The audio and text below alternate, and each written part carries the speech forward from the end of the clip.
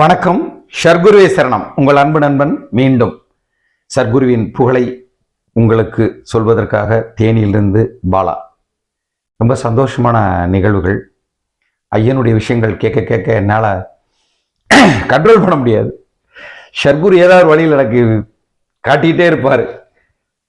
அப்படி ஒரு அற்புதமான ஒரு நிகழ்வு தான் இன்னைக்கு வீடியோவில். ஒரு பெண்ணிற்கு தன் கணவன் இரு பிள்ளைகளுக்கு ஏற்பட்ட ஒரு அம்மை நோயிலிருந்து, அது ஏன் ஏற்பட்டது, அந்த அம்மை நோய் எப்படி விடுதலை கொடுத்தார், என்ன நடந்துச்சு, அதுதான் இந்த வீடியோவோட ஒரு அற்புதம். வாங்க வீடியோக்குள்ள போயிடலாம்.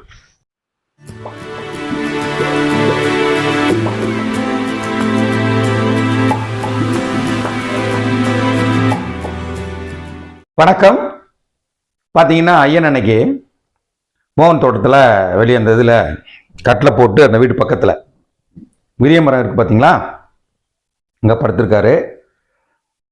அப்போ அங்கே இருக்கிறவட சொல்கிறாரு, டேய் 90 இருக்குடா. 90 என்றால் திருநீருக்கு தான் விபூதி பேர் துண்ணூறும்பாங்க.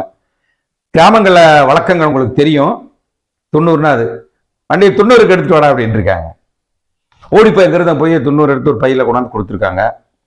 ஆடைகளை களைந்து விட்டு ட்ரெஸ் எல்லாம் களைச்சிட்டு கோமணம் கட்டிக்கிட்டு பூசுங்கடா அப்படின்னு இருக்காங்க.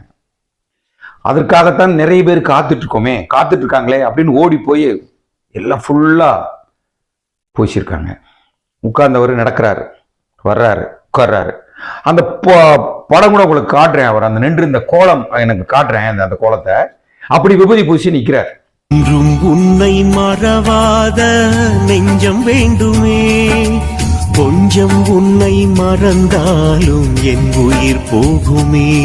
விபூதி பூசிட்டு அவருக்கு கொஞ்சம் டைம் ஆனோன்னா என்ன செய்வார்னா, வாடா சாமி எடுத்துட்டு வா, வேட்டி சட்டை போட்டுக்கலான்னு போட்டுக்குருவாராம். அன்று அதுவும் அவர் செய்யலை.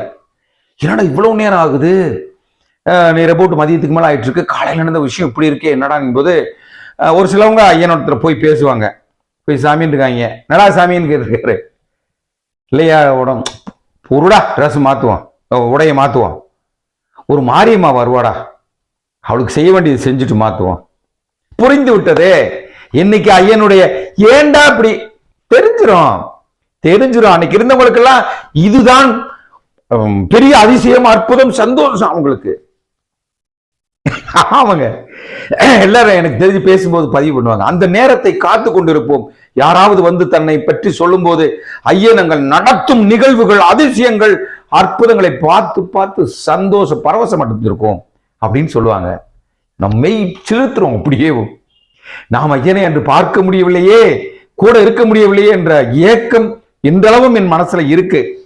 ஆனால் என் அப்பன் ஏதாவது ஒரு வழியில் டே மடையா கூட தான்டா இருக்கேன் அப்படின்னு சொல்லி எனக்கு காமிச்சுக்கிட்டே தான் இருக்காரு. சரிங்களா, அந்த இது எனக்கு உண்டு.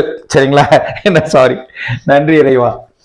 அப்ப சொல்றாங்க, சரி யாரும் இன்னைக்கு வர போறாங்க. இங்க ஒரு அரை மணி நேரம் கழிச்சு ஒரு அம்மா ரொம்ப அழுதுகிட்டு வந்து நிக்குது, தயங்கி நிக்குது. அப்ப ஐயன் பார்த்துட்டாரு. அத்தனை பேர் இருந்து நம்ம அழுது வந்து நிக்கிறோம். ஐயன் பார்த்துட்டாரு. ஐயருக்கு அந்த அம்மாவை பார்த்தோன்னா பயங்கரமான திட்டான். ஏண்டி முண்டை, என்ன மயித்துக்கு, மயிர் என்பது தவறான வார்த்தைகள் அல்ல இது. சரிங்களா, இது ஒரு தவறான வார்த்தைகள் அல்ல. சொல்லி அந்த மாதிரி திட்டி, அவன் ஏன் மலை அடிச்சான், ஏண்டி மலை அடிச்சான் அப்படின்னு சொல்லியிருக்காங்க. இங்க இருந்தவங்களுக்கு எல்லாம் குழப்பம். மலையை போய் எப்படி அடிக்க முடியும் சாமி? சார் குரு சார், என் அப்பனுடைய வார்த்தைகள், சொற்கள் அப்படி ஒரு சூட்சம வார்த்தைகள். மலையை போய் எப்படி இவர் இடிச்சிருக்க முடியும் இப்படி சொல்றாருன்னு எல்லாருக்கும் ஒரு குழப்பத்துல. இந்தம்மா என்ன சொல்லுது, ஐயா தப்புதான். பார்த்தவனி அறிவுரை சொல்ல வேணாம், ஐயா புத்தி கட்டு போச்சு ஐயா. அந்த பார்த்துட்டே இருந்ததை தடுக்காதனாலதான் அந்த அம்மாவுக்கு அந்த வசவு, அந்த ஏச்சு பேச்சு, அந்த திட்டு. போய் உட்கார் அந்த பக்கம் அப்படின்னு ஐயன் நடந்து போயிட்டே இருக்காரு. அப்ப அங்க இருக்கிறவங்க கேக்குறாங்க, என்னம்மா ஆச்சு, ஐயன் இப்படி திட்டுறாரு, இப்படி போயிட்டு இருக்காரு என்னங்கும் போது அந்த அம்மா அழுது சொல்லுது, எங்க வீடு பக்கத்துலங்க ஒரு புத்து ஒண்ணு இருந்தது.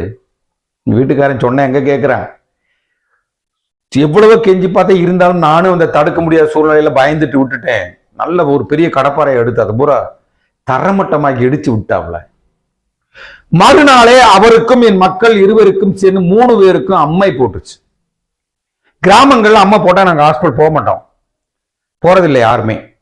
சாமி கும்பிட்டு மாரியம்மலை கும்பிட்டு நேர்ந்து விட்டுட்டு ஒரு பயபக்தியோட இருப்போம். ஐயா குறைஞ்சு வச்சு 3 மாசம் ஆக போகுது. இப்படியே சொல்லுங்க, 2 மாசம் 3 மாசம் ஆகுது. தொடர்ந்து ஒண்ணு விட்டு ஒண்ணு வந்துகிட்டே இருக்கு. அழுத்து போனேன். ஐயனுடைய அருமையை தெரிஞ்சு ஒருத்தங்க சொன்னாங்க, எங்க சொந்தக்காரங்க, நான் ஓடோடி வந்திருக்கேன் ஐயா அப்படின்னு சொல்லி அழுதுட்டு இருந்திருக்கு. ஐயா நடந்து வந்து இப்பொழுதே என்னடி புரோஜனம்? அந்த நாய்க்கு தெரிய வேணா யார் வீடு யாருகிட்ட விளையாடுறான், யார் வீடுன்னு நினைச்சு இடிச்சான். அதை அப்படியே மன்னிப்பு காலில் விழுந்திருக்கு.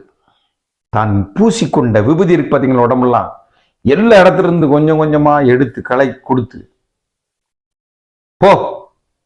போயே அவனுக்கு எல்லாத்துக்கும் பூசு, போ சரியா போப்பா, நிக்காத கழுத போ அப்படின்னு சொல்லி திட்டி இருக்காரு.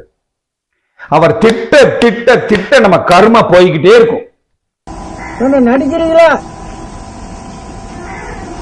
குடிக்க எரிஞ்சா டாப் போயிடும். இன்றளவும் ஏன் நிப்பாட்டுறாரு? நிறைய பேர் சொல்றீங்க எனக்கு போறேன் நடக்கும் சாமி. ஏன் நிப்பாட்டுறாரு? உங்களுக்கு உங்கள் அருமையை, நீங்கள் செய்த பாவங்களை உங்களுக்கு சுட்டி காட்டணும். அவரு ஐயன் பழி வாங்க மாட்டார். ஒன்னும் கரெக்டா உங்களுக்கு ஓப்பனா சொல்றேன், ஐயன் சர்க்குரு பழி வாங்க மாட்டார். நம்ம கிட்ட அவர் எதிர்பார்க்கிறது நீதி, நியாயம், தர்மம். அந்த பழி வாங்கல் அவர்கிட்ட இருக்காது. ஆனால் தண்டனை கண்டிப்பாக உண்டு.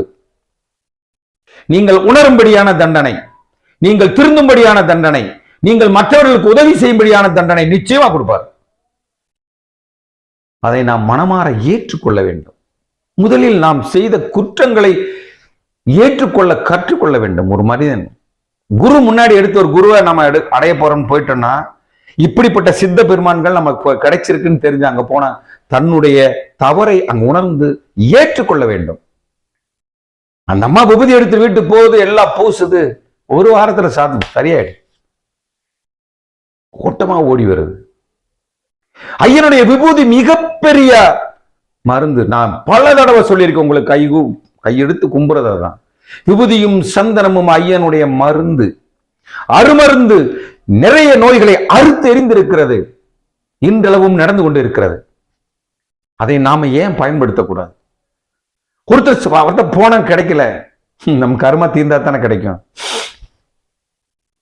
கிடைக்கலன்னு வருத்தப்படக்கூடாது. முயற்சி, தொடர் முயற்சி. ஐயனுடைய விபூதி சந்தனத்தை வாங்கியே ஆவேங்கிற தொடர் முயற்சி நிச்சயமாக அதன் நிறைவேறும். விபூதியும் சந்தனமும் மீண்டும் சொல்கிறேன் அருமருந்து என்பது கூறி மீண்டும் அடுத்த பதிவில் நிச்சயமாக ஐயனுடைய அருமையான பதிவில் உங்களோடு சந்திப்பேன். நன்றி. உங்கள் பாலகிருஷ்ணன், தேனியிலிருந்து பாலாஸ் ஆன்மீகத்திற்காக.